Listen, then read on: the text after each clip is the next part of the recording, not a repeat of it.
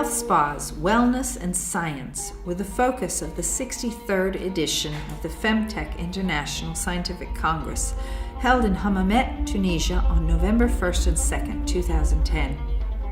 Femtec is the Italian acronym of the World Federation of Hydrotherapy and Climatotherapy, la Federazione Mondiale del Termalismo e Climatoterapia, which is accredited with the World Health Organization.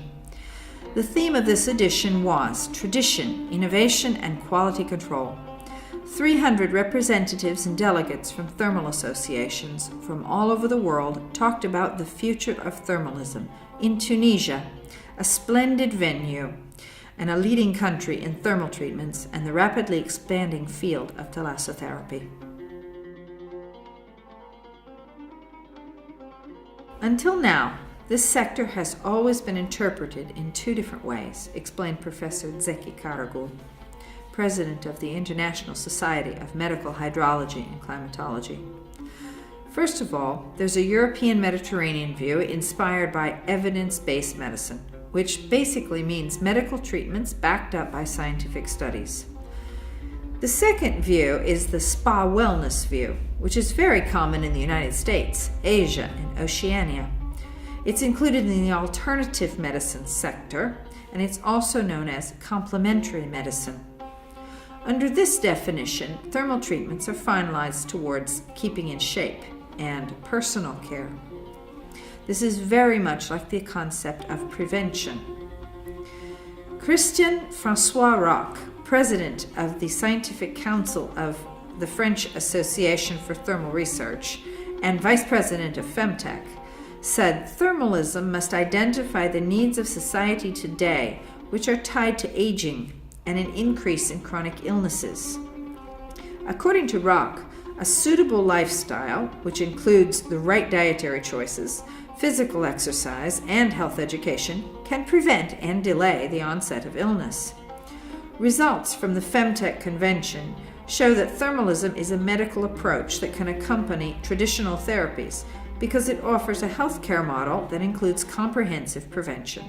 For example, one of the star testimonials in HAMMAMET was Gennady Padalka, a 54-year-old Russian cosmonaut who doesn't look a day over 40.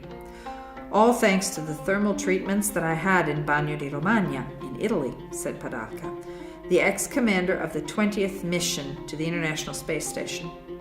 He has been on 3 different missions to space, the longest lasting 200 consecutive days. In space, the human body is bombarded by solar radiation and subjected to stress caused by the absence of gravity, which accelerates the loss of calcium from bones and causes problems to internal organs, especially the kidneys. This is why cosmonauts use thermal centers as rehabilitation therapy. Thalassotherapy, mineral waters, and massages at Russian and Italian centers proved to be a winning combination. And in a short time, Tunisia will be able to offer those same services to men and women returning from space.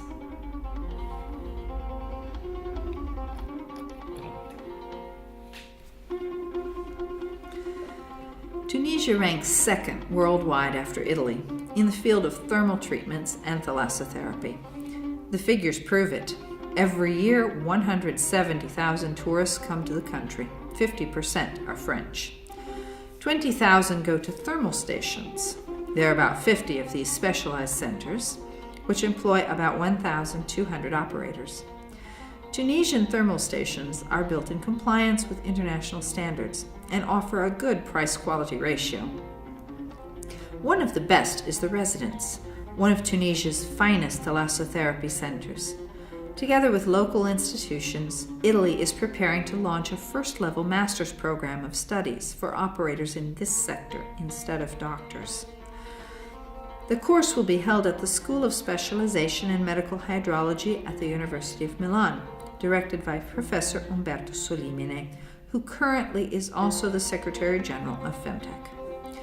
Cilium Himissa, director of the École Supérieure des Sciences Techniques des Sanssouci, confirmed the Italo-Tunisian partnership by saying, "We are counting on a valid Tunisian model on a global level developed through close collaboration with Italy." So what does the future hold for international thermalism? At the Congress in HAMMAMET, a new strategic phase opened involving more commitment towards thermal treatments from national healthcare systems, mainly in European countries.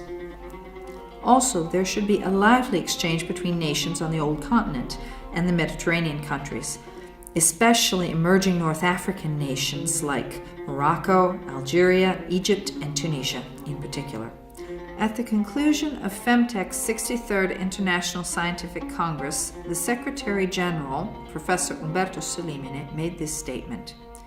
Tunisia is taking the best parts of different European models, the scientific culture from France, and the drive for quality from Italy. Then they are applying these concepts within a new strategic internal policy platform that gives particular attention to their own heritage. Aggressive Tunisian policy challenges the defensive stance that many European countries have adopted, which often involves cutting healthcare spending.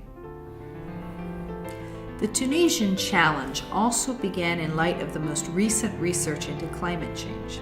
In fact, over the next 20 years, tourism in southern Mediterranean countries will be extremely penalized due to the expected increase in temperatures.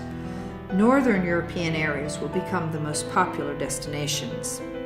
For this reason also, Femtec called all of its international general states of thermalism into Tunisia, a country that leads the sector. At the end of the assembly, Femtec and the International Society of Medical Hydrology agreed on a unified action based on three main ideas: tradition, innovation, and the quest for quality. There are two key points: technology and education. Italy is a leader in these two areas, since it has already begun a series of training programs for family doctors and hospital personnel. The university in Milan has just introduced its second-level master's program and is preparing to start a training program for non-medical personnel in collaboration with Tunisian institutions. The Femtec Congress ended with the confirmation of the Federation's officers. Nikolai Storozenko is president, Professor Umberto Solimene is now Secretary General, and the journalist Gianluca Bruttomesso was made press officer. The book Medicina Termale, Thermal Medicine, written by Solimene and Bruttomesso, along with another book, Il Mare è Salute, The Sea is Health, written in collaboration with the psychologist Francesco Padrini, won the special prize for Best Textbook from the Femtec Directive Council at HAMMAMET. After the Congress, delegates toured several thalassotherapy centers and thermal stations located in different parts of the country, starting with Sousse, a popular and ancient bathing station. Then they saw El Jam with its Roman amphitheater and Matata with its primitive dwellings.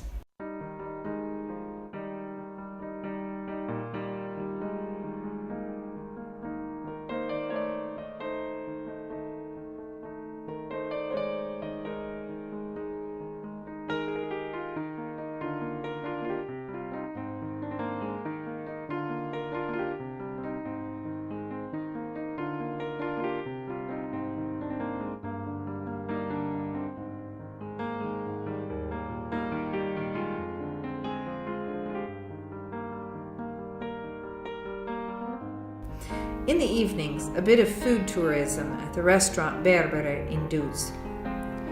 On November 4th, visitors went to Tozer to visit the ancient museum of daily life in the thermal area of Dar Shrei.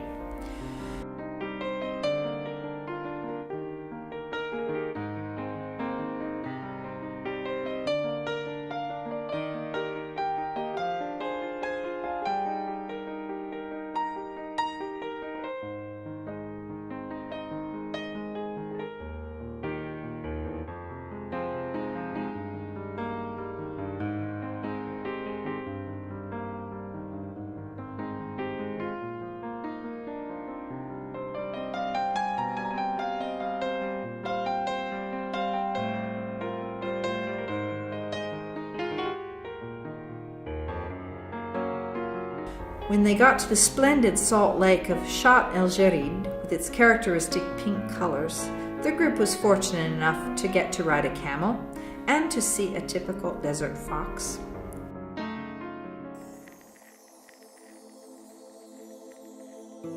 Further into the desert, they came to a large oasis, the spectacular Oasis of the Waterfall. Then the group took a horse-drawn carriage to another oasis, a private spot near Tozer, an area that is particularly famous for its date production. A bit north of Tunis, they got to admire the original white mosque of Lekef and visit the impressive rock of Kairouan Fortress, the sacred Muslim city. At their arrival that evening in Tunis, Congress attendees got the chance to admire the opera and the Paleo-Christian basilica at Damos el Carita. The more adventurous went into Medina, the holy city where Muhammad is buried.